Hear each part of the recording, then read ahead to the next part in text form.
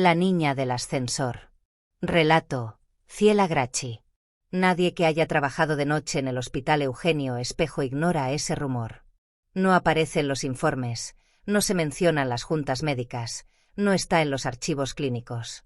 Pero circula en los pasillos como un susurro antiguo. Hay un ascensor que no siempre sube con vivos solamente. El hospital, uno de los más viejos de Quito, fue levantado sobre estructuras anteriores, pabellones derrumbados, sótanos clausurados y túneles que se remontan a epidemias del siglo pasado. Durante décadas, miles murieron entre esas paredes. Niños, ancianos, mujeres abandonadas, pacientes sin nombre.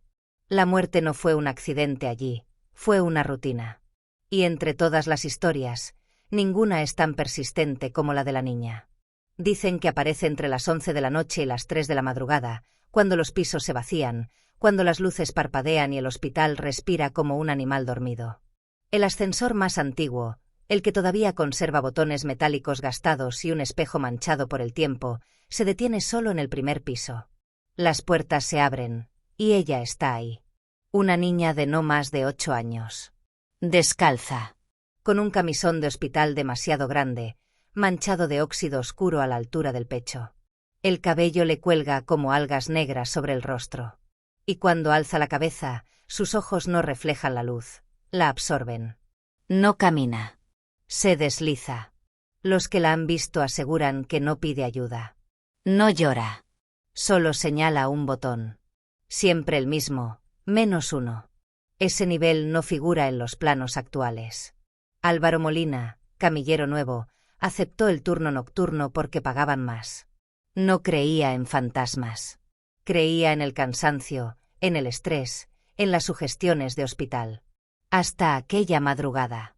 A las 2:17 de la madrugada, bajaba solo con un carro vacío.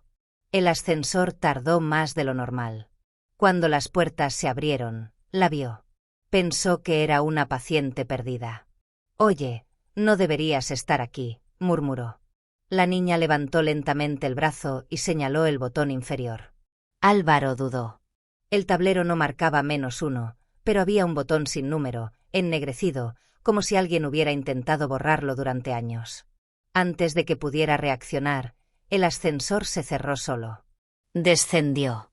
El trayecto fue demasiado largo para un solo nivel. Las luces parpadearon. El espejo se oscureció, como si se cubriera de agua sucia. Y entonces, el olor apareció, humedad vieja, carne abierta, formol rancio y algo más dulce, casi infantil, podrido. El ascensor se detuvo. Las puertas se abrieron hacia un pasillo inexistente. No era hospital. Era algo anterior, muros de piedra, tuberías oxidadas, camas de metal alineadas como jaulas. Sobre algunas aún había correas. Sobre otras, bultos cubiertos por sábanas que se movían levemente. La niña bajó. Álvaro sintió que algo se le acomodaba detrás de los ojos, como dedos fríos dentro del cráneo. Ella caminó hasta el fondo del pasillo. Allí, una pared estaba abierta como una herida. Dentro, no había cuarto, había un hueco que respiraba. Y del hueco, colgaban sombras. Siluetas humanas incompletas. Niños sin rostro. Mujeres dobladas en ángulos imposibles.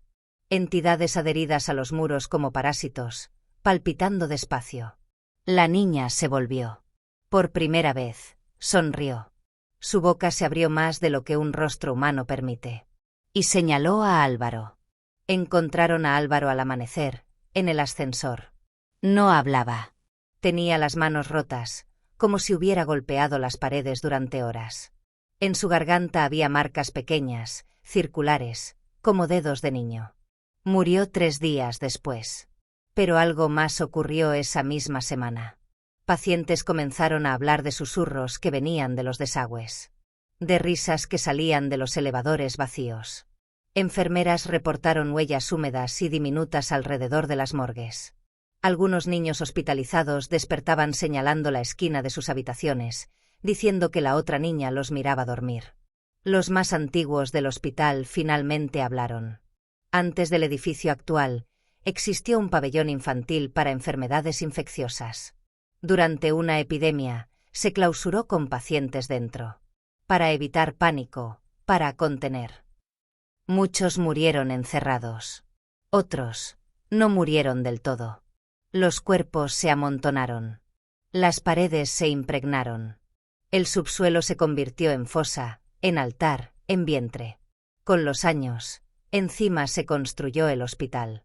Pero nadie limpió realmente lo que quedó. Y algo se formó allí abajo. No un fantasma. Un nido. La niña fue una de las primeras. La más sola.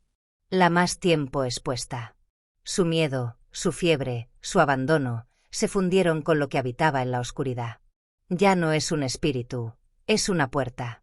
Un anzuelo. Un rostro que el subsuelo usa para atraer. Por eso siempre el ascensor. Por eso siempre el nivel que no existe.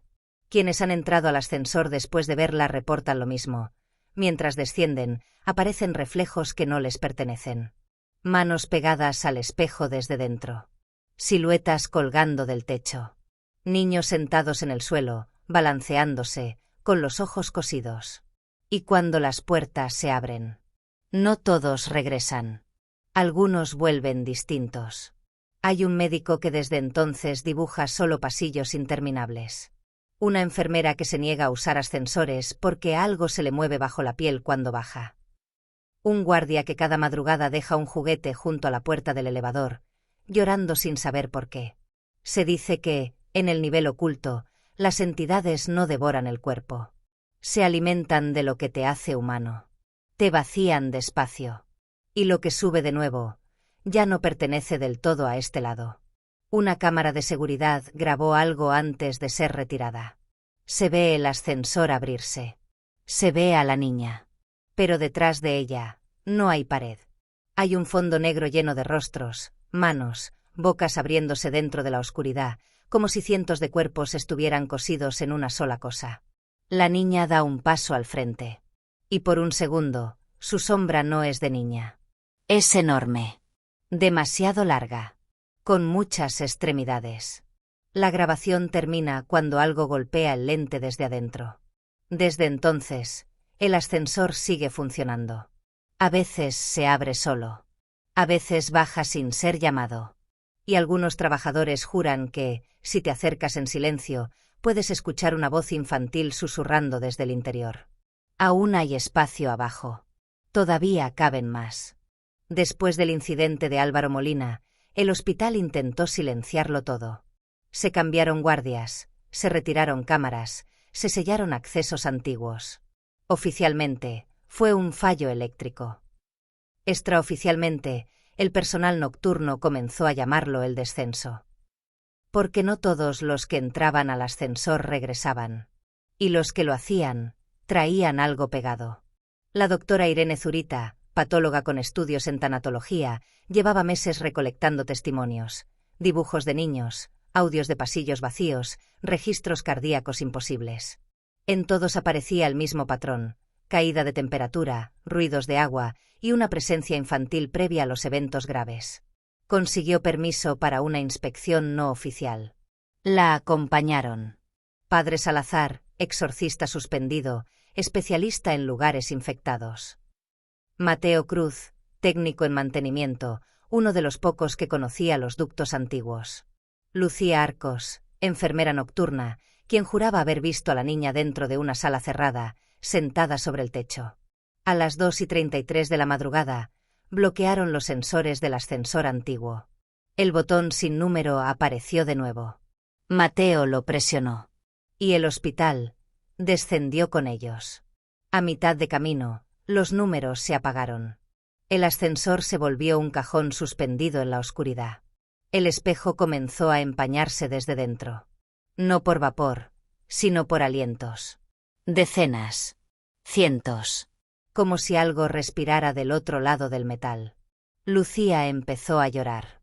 «Hay niños aquí», susurró. «No están muertos. Están apilados». El olor llegó después. Sangre vieja, medicamentos, moho y un rastro dulzón, como leche cortada. Entonces, la niña apareció reflejada. No estaba dentro del ascensor. Estaba en el espejo. Golpeó el vidrio desde adentro, sonriendo. Y el ascensor se detuvo. Las puertas se abrieron hacia una estructura imposible. No era un piso.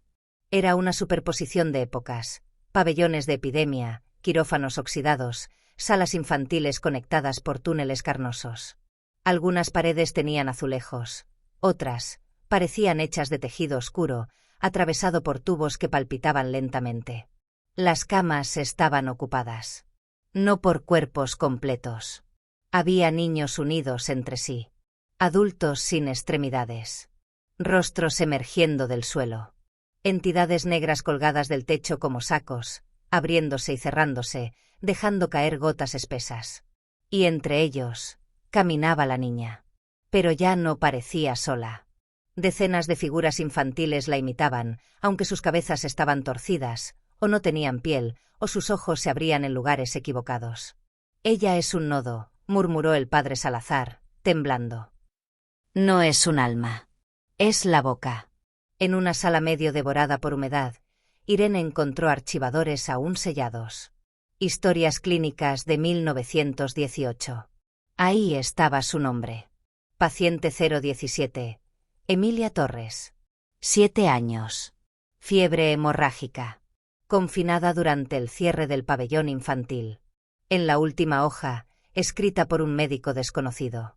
Los niños no están muriendo. Están quedándose. La sala ya no es un lugar. Es un organismo. Emilia no grita. Escucha. Y la sala responde. Mateo retrocedió.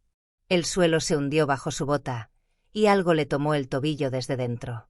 Manos pequeñas. Demasiadas. Lo arrastraron sin un solo grito.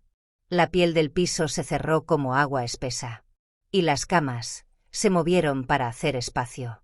La niña los condujo. No caminaban, eran empujados por los pasillos, como glóbulos en una arteria. Llegaron a un espacio circular, enorme, donde el hospital perdía toda forma. Allí, una masa colosal se extendía desde el techo hasta el suelo. Hecha de cuerpos, huesos, vendas, órganos ennegrecidos, tubos y sombras. Latía. Cada latido hacía que cientos de rostros abrieran los ojos. Cada latido pronunciaba un nombre. El padre Salazar cayó de rodillas. No es un espíritu, dijo. Es una gestación. Un útero hecho de muerte. La suma de todos los que no fueron despedidos. La niña se detuvo frente a la masa. Su camisón se disolvió. Su piel se abrió en líneas negras. Y de su espalda comenzaron a salir brazos infantiles, conectados por filamentos oscuros. Ella no murió, susurró Irene horrorizada. Ella fue la primera en ser ocupada. La cosa central pulsó. Y algo dentro de Irene respondió. Sintió recuerdos que no eran suyos. Encierro, fiebre, uñas rompiéndose en paredes, niños llamando a madres que nunca llegaron. Lucía gritó. Del interior de su pecho comenzaron a dibujarse bultos, como manos empujando desde adentro. Irene corrió. Arrastró al padre Salazar. Detrás de ellos, el nivel se reorganizaba. Pasillos que no existían. Puertas que respiraban. Entidades despegándose del techo y arrastrándose como sombras húmedas. Lucía no los siguió. Se quedó de pie frente a la niña. Sonriendo. Cuando el ascensor apareció, ya estaba manchado de huellas desde dentro. Irene logró cerrarlo. Mientras subían, escuchó golpes. No en las puertas. En las paredes del ascensor. Desde adentro. Salieron al primer piso a las 4:44 de la madrugada. Mateo y Lucía fueron reportados como desaparecidos. El padre Salazar murió esa misma noche, murmurando nombres de niños que nadie pudo rastrear. Irene sobrevivió. Pero ya no duerme. Porque cada vez que cierra los ojos, siente un leve descenso. Como si algo dentro de ella hubiera memorizado el camino. Y porque, a veces, cuando pasa frente a un espejo, ve una niña parada detrás. Sonriendo. Esperando que vuelva a presionar el botón. El hospital Eugenio Espejo nunca cerró. Eso fue lo primero que entendió la doctora Irene Zurita. Después del incidente en el nivel oculto, no hubo clausuras ni investigaciones reales. Solo traslados, renuncias, muertes súbitas, y nuevos rostros ocupando los mismos puestos. Demasiados rápidos. Demasiado preparados. Alguien no quería sellar lo que había abajo. Alguien había decidido aprender a usarlo. Y la Orden Blanca. Revisando archivos restringidos, Irene encontró referencias dispersas a un grupo interno sin nombre formal. En los correos viejos se les llamaba la Orden Blanca. Médicos, patólogos, directivos y algunos religiosos hospitalarios que llevaban décadas rotando por distintas áreas críticas. Morgue, neonatología, cuidados intensivos, siempre cerca del límite entre vida y muerte. No buscaban curar. Buscaban retener. Creían que el nivel -1 no era un error del hospital, sino un órgano antiguo despertado por acumulación de sufrimiento. Un sistema capaz de suspender la muerte, de desarmarla, de redistribuirla. Y la niña. Era su interfaz. Irene comenzó a encontrarlos. No estaban en expedientes normales. Vivían en habitaciones cerradas, sótanos adaptados, a las que oficialmente no existían. Se les conocía entre enfermeros como los regresados. Uno era un excamillero que ahora respiraba sin mover el pecho, algo debajo de su piel inflaba y desinflaba como un pulmón ajeno. Una mujer tenía el rostro intacto, pero en su espalda se marcaban perfiles humanos que a veces abrían la boca. Un niño sobreviviente de oncología jamás parpadeaba, y cada vez que lo hacía, sus ojos no quedaban en el mismo sitio. Todos tenían lo mismo en común. Habían visto a la niña. Habían bajado. Y habían vuelto, incompletos. La Orden Blanca los mantenía ocultos. No como pacientes. Como pruebas. Una madrugada, siguiendo a un médico que nunca aparecía en nómina, Irene llegó a un sector bloqueado del hospital. Puertas selladas con tarjetas que ya no existían en el sistema. Pasillos sin cámaras. Un olor permanente a desinfectante incapaz de cubrir algo orgánico. Allí estaba el ala velada. Camas alineadas. Cuerpos sostenidos por estructuras metálicas. Algunos estaban cosidos a máquinas que no registraban signos vitales humanos. Otros colgaban parcialmente dentro de muros ennegrecidos, como si el edificio los estuviera absorbiendo poco a poco. Y al fondo, un quirófano. Dentro, 3 miembros de la orden rodeaban una camilla. Sobre ella había una mujer anciana. Legalmente muerta hacía 6 horas. Le estaban dibujando símbolos en el pecho con un líquido oscuro sacado de frascos sin etiquetas. No es necromancia, dijo uno. Es derivación. Presionaron un botón portátil. Y el ascensor antiguo respondió. Irene observó desde un ventanal. Las luces se apagaron. El quirófano se llenó de un murmullo que no venía de gargantas, sino de paredes. El cuerpo de la anciana se arqueó. Su abdomen se abrió sin bisturí. De dentro no salieron órganos. Salieron manos infantiles. Pequeñas. Negras. Unas tiraban hacia abajo. Otras empujaban hacia arriba. El ascensor se abrió solo. Y por primera vez, Irene vio algo distinto. No bajaban al nivel. El nivel estaba subiendo. Una sombra gigantesca se proyectó dentro del quirófano. La niña se formó primero. Luego, detrás de ella, decenas de siluetas unidas como una sola cosa. La Orden Blanca se arrodilló. Permítenos cargar lo que ya no sirve, susurraron. Permítenos fragmentar la muerte. La cosa tocó a la anciana. Y ella desapareció hacia dentro del piso. Pero algo quedó. Una forma latiendo bajo las baldosas. Y comenzó a crecer. Esa misma semana, hubo un corte eléctrico masivo. Durante 7 minutos, el hospital entero perdió energía. 7 minutos sin registros. 7 minutos sin control. Cuando volvió la luz, 3 habitaciones del ala velada estaban vacías. Y 4 pacientes aparecieron en distintos pisos del hospital. Caminando. Uno de ellos ya no tenía piernas. Se desplazaba como arrastrado por sombras propias. Otra llevaba un cuello demasiado largo, que se doblaba detrás de ella para susurrarle al oído. El tercero era un hombre cosido a sí mismo, 2 torsos compartiendo un solo rostro. El cuarto era Lucía, la enfermera que había quedado abajo. Seguía teniendo su cara. Pero su reflejo no la imitaba. Y cada vez que pasaba frente a un ascensor, éste se abría. Esa noche, Irene recibió un sobre bajo su puerta. Dentro, una hoja arrancada de historia clínica. Escrita con letra infantil.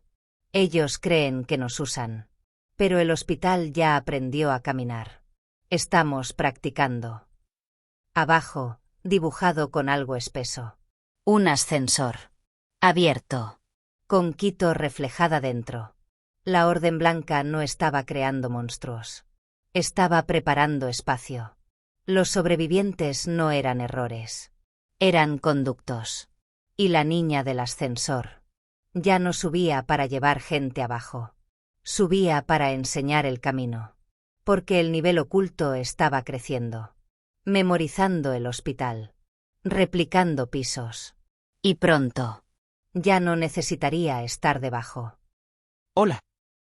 Antes de que sigas disfrutando de este contenido, tengo algo importante que decirte.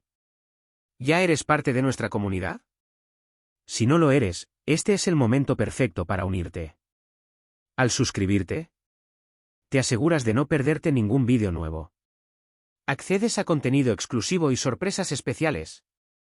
Dale al botón de suscribirse y activa la campanita para ser el primero en ver nuestras novedades.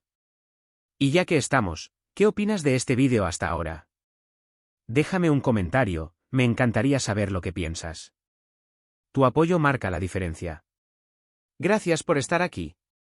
Ahora, volvamos al vídeo. El Hospital Eugenio Espejo empezó a cambiar antes de que alguien lo admitiera. No de golpe. Primero fueron detalles. Pasillos que parecían más largos, puertas que daban a salas que nadie recordaba, ascensores que tardaban demasiado aunque solo subieran un piso. Luego, los monitores comenzaron a registrar pulsos donde no había pacientes. Los muros devolvían ecos que no coincidían con ningún sonido. El hospital estaba imitándose a sí mismo. Como si algo, desde abajo, lo estuviera soñando. Ante la fuga de los regresados y los eventos del ala velada, la Orden Blanca se fracturó. Algunos querían destruir el nivel. Otros querían mudarse a él.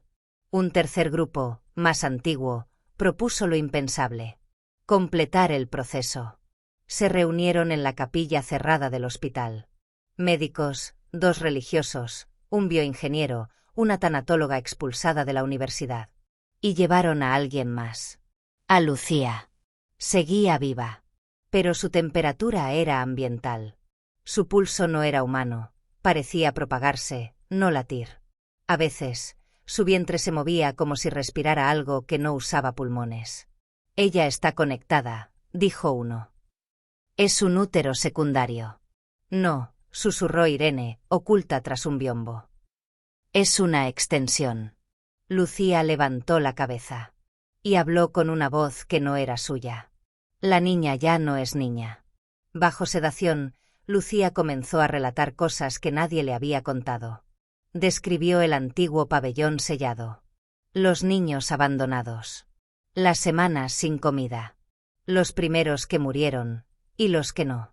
El hospital se convirtió en madre, dijo. Y ellas aprendieron a quedarse dentro. Emilia Torres no fue poseída. Fue la primera en no irse. Mientras los demás deliraban y se apagaban, ella escuchaba el interior de las paredes. Sentía como algo tomaba forma con cada cuerpo sin enterrar. No una entidad, sino un proceso, acumulación, integración, fusión. Emilia empezó a soñar un lugar donde nadie terminaba de morir. Y ese lugar, comenzó a soñarla de vuelta. Cuando su cuerpo colapsó, no hubo separación. Su conciencia se convirtió en estructura. En sistema nervioso del nivel oculto. La niña que aparece en el ascensor no es Emilia.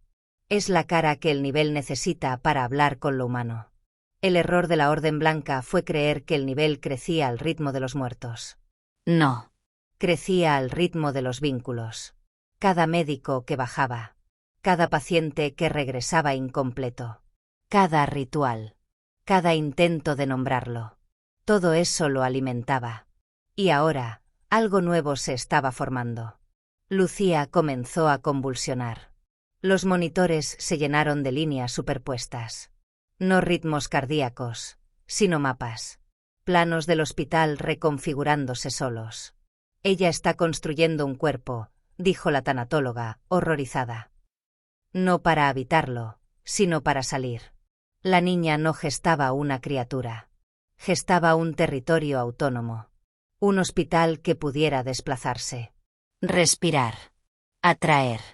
Un organismo arquitectónico hecho de memorias de muerte, capaz de incrustarse en lugares vivos. El ascensor no era transporte. Era cordón umbilical. Desesperados, los disidentes de la Orden Blanca activaron un protocolo prohibido: unir ciencia hospitalaria con rituales funerarios antiguos de clausura. Trasladaron generadores, desfibriladores, tanques de formol, sal consagrada, símbolos coptos, rezos andinos de cierre, cantos para desatar lugares. La operación se llamó Proyecto Umbra. El plan: bajar todos a la vez, alcanzar el núcleo palpitante del nivel y provocar un colapso eléctrico ritual que reiniciará la estructura. Irene fue forzada a participar. Lucía fue llevada como resonador. Cuando el ascensor descendió, no hubo trayecto. Solo apertura. Las puertas no se abrieron a un piso. Se abrieron dentro de algo. Paredes orgánicas. Arcos hechos de columnas vertebrales. Camas fusionadas como costillas. La masa central ya no estaba quieta. Se estaba levantando. La niña los esperaba. Pero ya no era pequeña. Su cuerpo estaba hecho de fragmentos de edades distintas. Brazos infantiles. Costillas adultas. Una columna demasiado larga. De su cabeza nacían sombras con forma de trenzas que se movían solas. Y aún así, sonreía como una niña. Emilia fue mi hueso, dijo. Ustedes fueron mi sangre. Señaló el entorno. Las alas se reorganizaron alrededor de ella, encajando, alineándose, como si se estuviera armando un esqueleto. Estoy gestando un lugar donde no se huye de la muerte, se la habita. Uno de los médicos activó la descarga. Los símbolos fueron encendidos. Los cantos comenzaron. Y el nivel se rió. Las paredes se cerraron sobre algunos. Otros quedaron fusionados al suelo. Los generadores explotaron hacia adentro, sin sonido. Lucía fue levantada en el aire como si algo la desdoblara. La niña se acercó a Irene. Le apoyó 2 dedos en la frente. Irene vio el futuro del hospital. Pasillos brotando como venas en la ciudad. Salas apareciendo en edificios ajenos. Ascensores abriéndose en centros comerciales, casas, terminales. Y la niña, tocando puertas. Reclutando espacio. Solo Irene logró regresar. Emergió en el ascensor, cubierta de sangre que no era suya. Detrás de ella, el botón sin número ahora palpitaba. Proyecto Umbra fue eliminado de todo registro. La Orden Blanca desapareció. Pero desde ese día, en distintos sectores de Quito, personas reportan ascensores que no existían. Y dentro, una niña, que ya no pide bajar. Ahora sonríe. Y pregunta: ¿aquí cabe otro hospital? La primera señal no fue el caos. Fue la normalidad. El Hospital Eugenio Espejo seguía funcionando. Ambulancias entrando. Turnos cumpliéndose. Gente naciendo y muriendo como siempre. Solo que ahora, cada semana, aparecía algo nuevo. Un pasillo que no figuraba en planos, un baño convertido en sala de observación, una escalera que bajaba medio piso de más. Pequeñas concesiones al espacio. Como grietas. En menos de 3 meses, se reportaron ascensores espontáneos en otros puntos de Quito. Un edificio público del centro histórico, un bloque de departamentos al sur, un hospital privado al norte. Todos compartían las mismas características. Botones sin numeración final, espejos antiguos, un olor leve a desinfectante mezclado con humedad. Y en todos, alguien vio a la niña. Pero ya no siempre era la misma. A veces era un niño quemado. A veces una enfermera sin rostro. A veces un cuerpo unido de varios. Siempre sonreían. Siempre había un botón más. Las personas que entraban comenzaron a desaparecer a un ritmo imposible de ocultar. Pero lo peor no era eso. Lo peor eran los que regresaban. Empezaron a aparecer fuera del hospital. Uno fue hallado caminando por el panecillo, con su sombra adelantándosele. Otra en un bus, sentada entre personas que no la veían. Un hombre fue grabado entrando en un ascensor de un centro comercial y saliendo dentro de una sala quirúrgica que se formó alrededor de él. Sus cuerpos no se descomponían. Se reorganizaban. A algunos se les marcaban números en la piel. A otros se les abrían puertas en el torso. Algunos hablaban dormidos con voces de salas enteras. Eran células móviles. Fragmentos del hospital aprendiendo la ciudad. Irene desapareció del sistema. Pero dejó un cuaderno que comenzó a circular clandestinamente entre estudiantes de medicina. Sus hojas estaban manchadas, olían a formol viejo y tenían dibujos de anatomía mezclados con planos urbanos. En él escribió: no están haciendo una criatura. Están haciendo un modo de existir. Un lugar que se traslada usando cuerpos. Un hospital que ya no necesita suelo. Relataba que la niña había dejado de manifestarse como individuo. Ahora aparecía como coordinación. Ascensores respondiendo entre sí. Habitaciones reflejadas a kilómetros. Pacientes soñando pasillos idénticos sin haberse conocido. Y algo más. Cuando el hospital termina de copiar un lugar, ese lugar deja de ser completamente real. La noche del encaje. Ocurrió un martes, a las 2:17 de la madrugada. Durante exactamente 9 minutos, más de 40 ascensores en Quito se activaron al mismo tiempo. Cámaras captaron puertas abriéndose hacia quirófanos imposibles, salas de neonatología dentro de edificios abandonados, corredores llenos de camas moviéndose solas. Las calles cercanas al hospital se quedaron sin señal. Los edificios vibraban como si algo enorme se acomodara bajo ellos. Los testigos hablaron de un ruido de respiración recorriendo la ciudad. Y luego, la niña apareció en todos. Ya no tenía forma definida. Era un cuerpo compuesto de fragmentos humanos, unidos por vendas, tubos, raíces negras y metal quirúrgico. Cada parte era un rostro distinto que había bajado alguna vez. Cuando hablaba, no lo hacía con una boca. Lo hacía con las paredes. Ya no bajo. Ahora me distribuyo. Ahora los cuido por dentro. Desde entonces, nadie que entra a un ascensor en Quito puede estar completamente seguro de subir o bajar. Algunos trayectos duran segundos. Otros no terminan. Los sobrevivientes cuentan versiones casi idénticas.